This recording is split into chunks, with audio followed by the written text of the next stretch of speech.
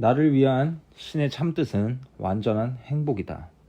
오늘 우리는 행복이라는 주제를 이어간다. 이 아이디어는 구원이 의미하는 바를 이해하는 열쇠이다. 그대는 여전히 구원이 그대의 죄에 대한 참회로서 고통을 요구한다고 믿는다. 그렇지 않다. 그러나 죄가 실제이고 신의 아들이 죄를 지을 수 있다고 믿는 한 그렇게 생각할 수밖에 없다. 죄가 실제라면 벌은 당연하며 벗어날 길이 없다. 따라서 오로지 고통을 통해서만 구원을 구매할 수 있다. 죄가 실제라면 행복은 환상일 수밖에 없으니 둘 다 진리일 수는 없기 때문이다. 죄인들은 오로지 죽음과 고통만 보증하며 그들이 요청하는 것도 바로 이것이니 그들은 바로 그것이 그들을 기다리고 있으며 어디서든 언제든 그들이 신께 지고 있는 빛을 갚는 형식으로 자신들을 추구하고 찾아낼 것임을 알기 때문이다. 그들은 두려움 속에서 신을 회피하려 할 것이다. 그러나 성부께서 그들을 추적하실 것이며 그들은 벗어날 수 없다. 죄가 실제라면 구원은 고통일 수밖에 없다. 고통은 죄의 대가이며 죄가 실제라면 결코 고통을 벗어날 수 없다. 구원은 두려움의 대상일 수밖에 없으니 단지 천천히 죽이며 뼈만 앙상한 희생자들에게 죽음이라는 반가운 은혜를 베풀 때까지 모든 것을 빼앗아 가야만 겨우 달래지기 때문이다. 구원의 분노는 끝이 없고 무자비하지만 전적으로 정당하다. 누가 이렇게 야만적인 벌을 추구할 것인가? 누가 구원으로부터 도망치지 않을 것이며 그에게 구원을 제공하는 참 음성을 온갖 가능한 방법으로 가라앉히려 들지 않을 것인가? 도대체 왜 참 음성에게 귀를 기울이고 참 음성이 제공하는 것을 받아들이려 하겠는가? 죄가 실제라면 죄와 제공하는 것은 죽음이며 그 안에서 죄가 태어난 악랄한 바람에 맞먹는 잔인한 형식으로 주어질 것이다.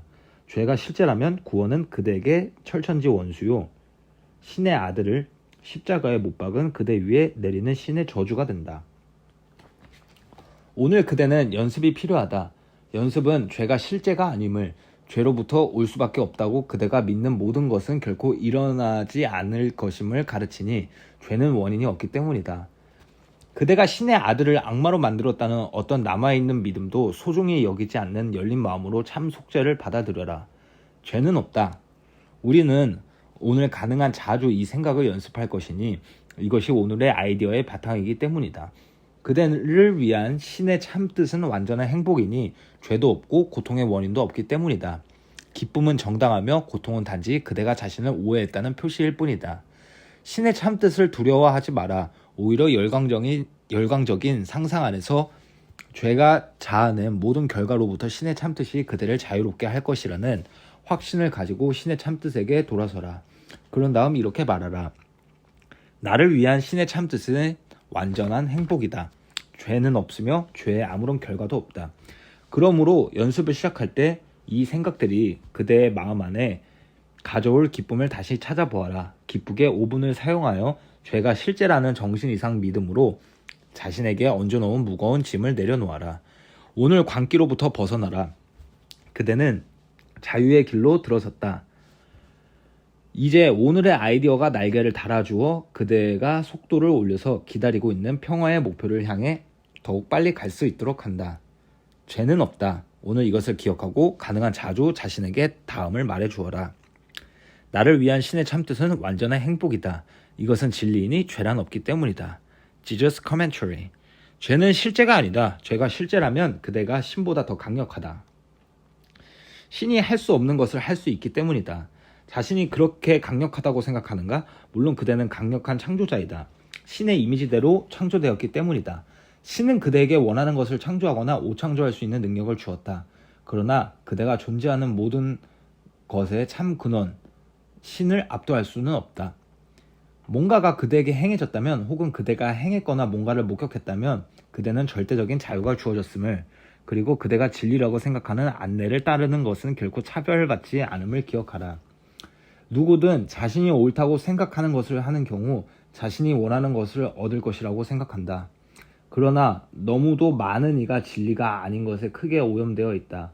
궤도를 벗어난 경우 오염을 알아차릴 수조차 없다. 그대는 두려움과 정신적, 심리적 조종을 통하여 너무도 깊게 세뇌되어 있지만 이를 알지도 못한다. 우리가 이 레슨을 함께 하는 것은 그대의 의식을 올리고 마음을 바꾸기 위함이다. 사랑하는 생각과 아이디어를 실천함으로써 그대의 깨끗한 마음 위에 드리운 묵은 때와 쓰레기를 치우는 것이다. 그러면 그대는 진정한 안내를 받을 수 있게 된다. 아, 이게 내가 해야 할 일이네. 이런 느낌이 드는 이유도 모르지만 이건 내가 해야 할 중요한 것이야 등의 느낌이 들기 시작할 것이다. 이렇게 안내가 시작된다. 미묘하고 작은 뭔가가 그대의 마음을 잡아당긴다. 처음에는 그리 강하진 않지만 시간이 흐르면서 메시지가 점점 더 강해짐을 느끼게 될 것이다. 메시지는 밀어붙이거나 소리를 지르거나 따지지 않겠지만 거기에 있다. 마침내 충분히 강해져서 아, 이게 내가 하게 될 일이로구나 라고 깨닫게 될 것이다. 그대는 자신의 일정을 쪼개거나 순서를 바꾸거나 하겠지만 어쨌든 새로운 아이디어를 받아들일 것이다. 그대의 의식의 아름다운 측면 중에 하나가 이것이다. 그대는 단지 아이디어를 실천해 나가는 자신을 상상할 수 있다. 이제 영감을 얻어서 실현하는 것을 상상하기만 해도 기분이 좋아진다.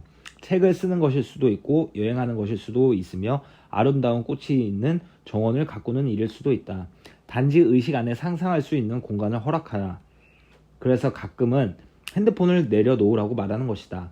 공원이나 해변을 산책할 때, 호수를 헤엄치고 있는 오리들을 바라볼 때 집에 핸드폰을 두고 나가라.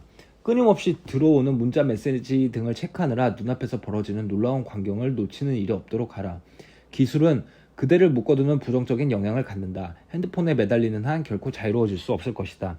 물론 사업이나 관계 때문에 늘 핸드폰을 체크해야 하는 경우도 많을 것이다. 그래도 1시간 정도는 핸드폰으로부터 해방되어 신성에 연결하는 기회를 마련할 수는 있을 것이다.